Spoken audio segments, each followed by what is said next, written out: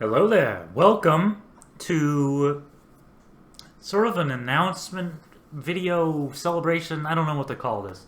Um, Relics of Hyrule is going to be 9 years old on August 19th, which is nuts. So, as part of a celebration of sorts, I wanted to sort of go through what I have planned for the upcoming updates with the mod. So I just released 6.6.2 and have released a few hotfixes for it. And after that, I'm going to do snapshots. So by that, I mean I'm going to work on some beta elements, and then like maybe once a month or something, I'll release a snapshot of what I have so far in sort of a stable form as sort of a beta version of the next update.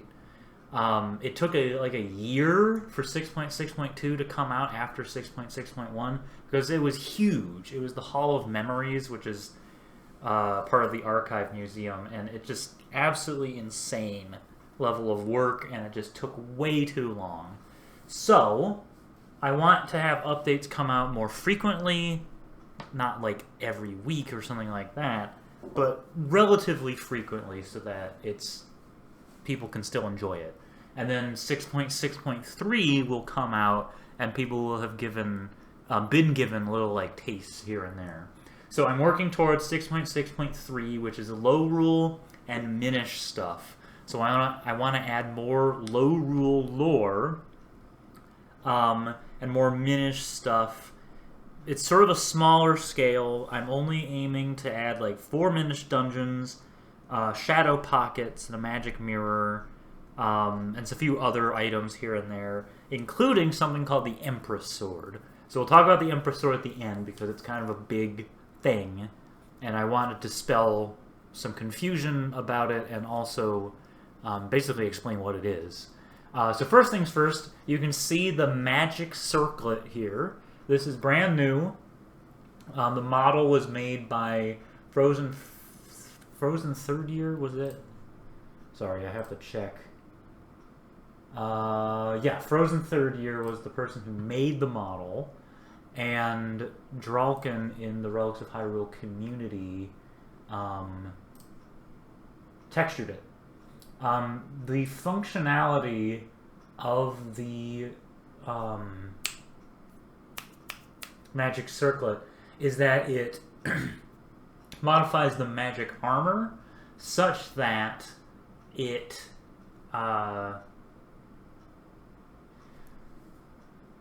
no longer kills you if you wear it. So the way that the magic armor is in Relics of Hyrule now is if you wear it, you ultimately die, but you'll be very well protected from everything but the armor. The magic circlet, which I'll add to like a shadow pocket of an island or something so that it's harder to get than the armor, the circlet disables the health drain, but it also prevents you from restoring health normally. So you would need some other things to help you regenerate stats, like potions and things like that. So it's still a double-edged sword, but it's not a deadly double-edged sword. Very nice model. Looks really good. It is fully functional. It is in the mod. I just need to adjust it so that you can actually find it.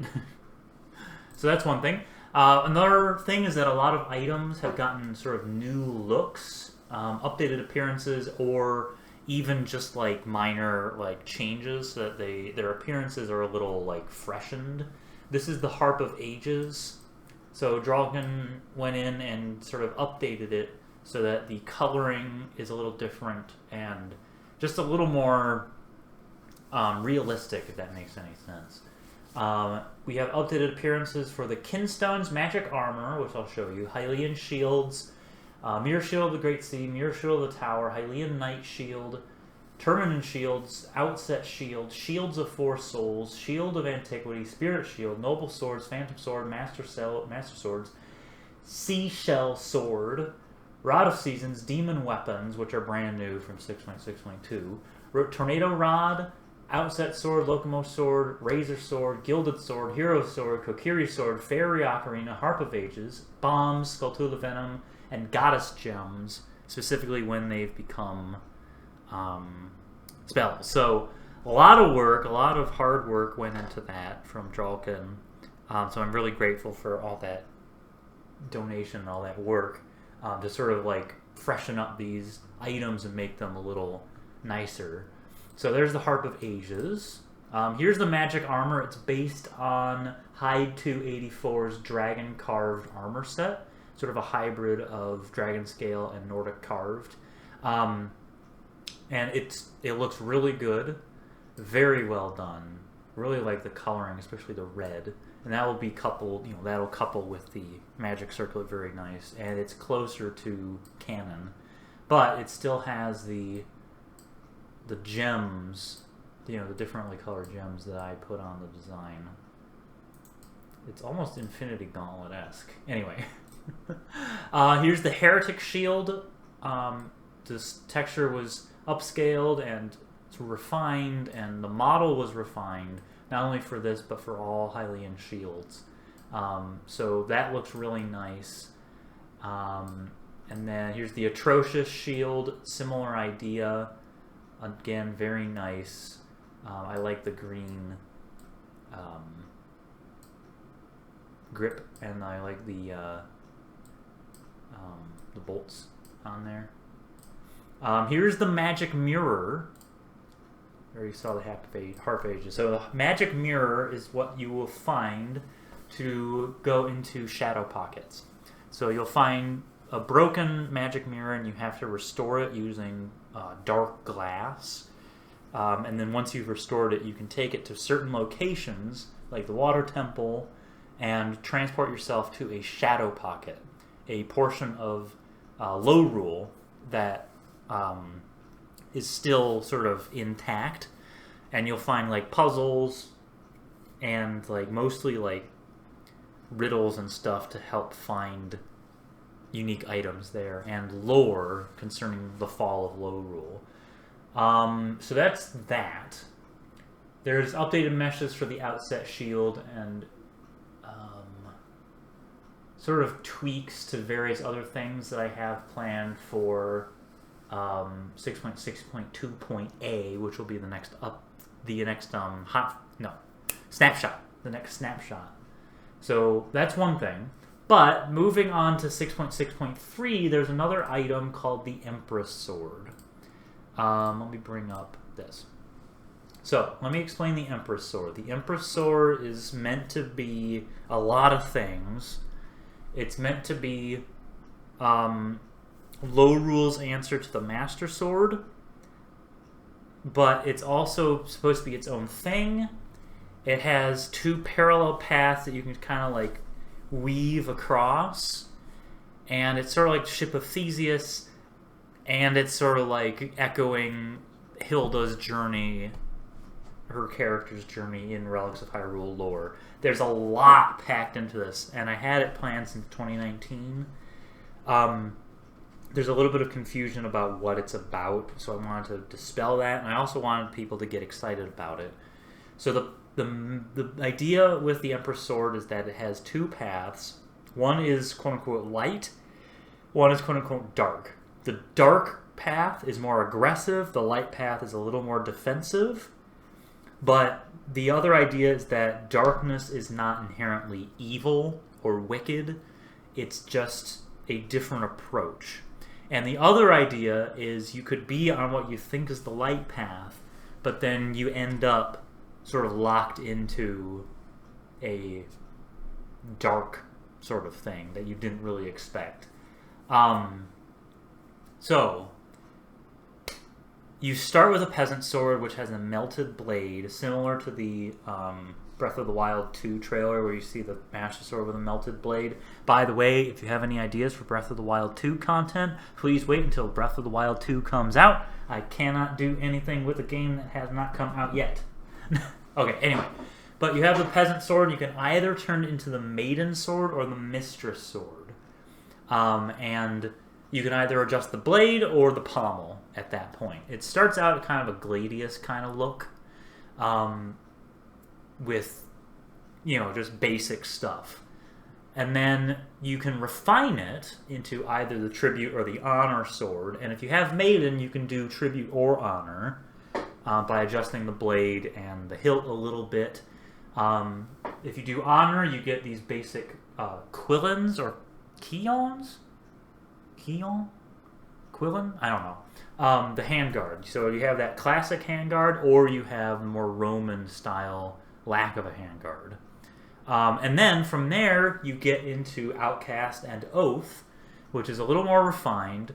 You get a more refined arming sword with the Oath, or you get kind of a more katana-like Gladius hybrid kind of thing with a square crossguard and a flanged sort of mace-like pommel. And then you can cross to either the Herald or the Wicked Sword, which I think I'm going to rename the Wicked Sword because I don't want to indicate any kind of evil intent. It's meant to be sort of... It's not meant to be evil, it's just meant to be aggressive.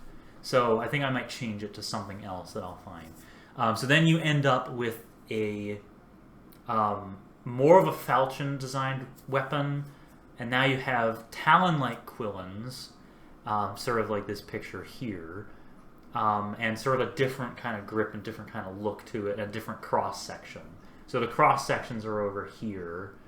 You can access this spreadsheet if you're on the Discord, by the way. If you want to get onto the Discord, go to the Relics of Hyrule main mod page, and there should be a link there.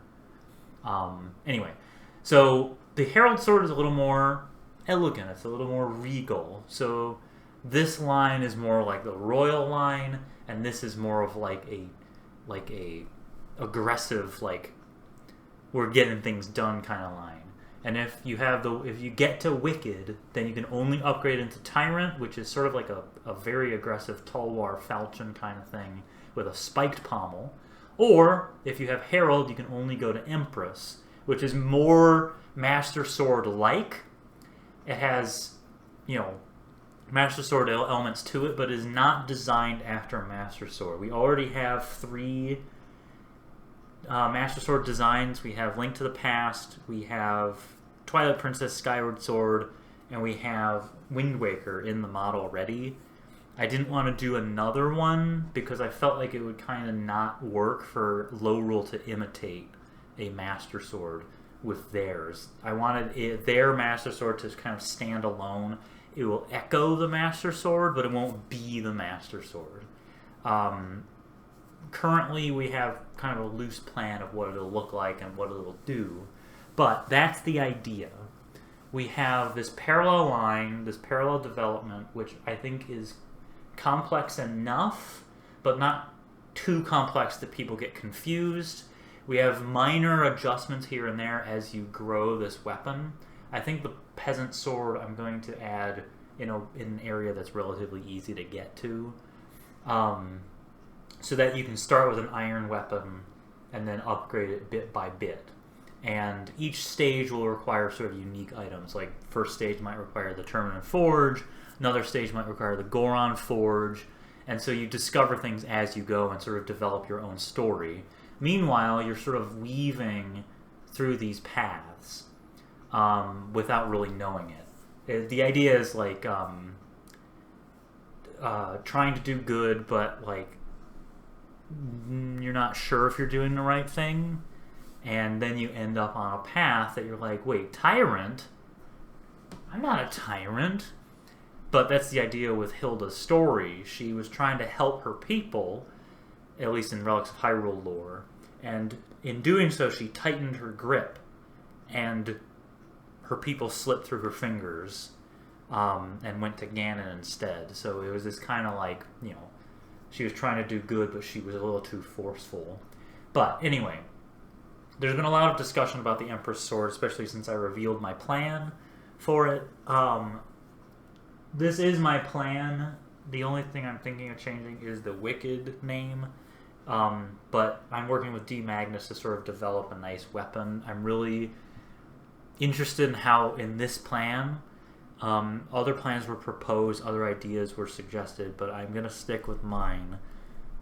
This is my mod, and I need to be doing something with it that I find enjoyable, because if I'm not enjoying it, then it doesn't become a hobby, it becomes a chore. Ultimately, this is a hobby. I'm doing it for free. I'm doing it because I'm passionate about it. I want to have some breathing room with the Empress Sword, so I'm going to do my own thing with it. And I think it'll be enjoyable. It's a realistic weapon, which lines up with how the low rule weapons are presented in Relics of Hyrule. They're presented as realistic weapons, based on real-world weapons. So that's what I wanted to do with this.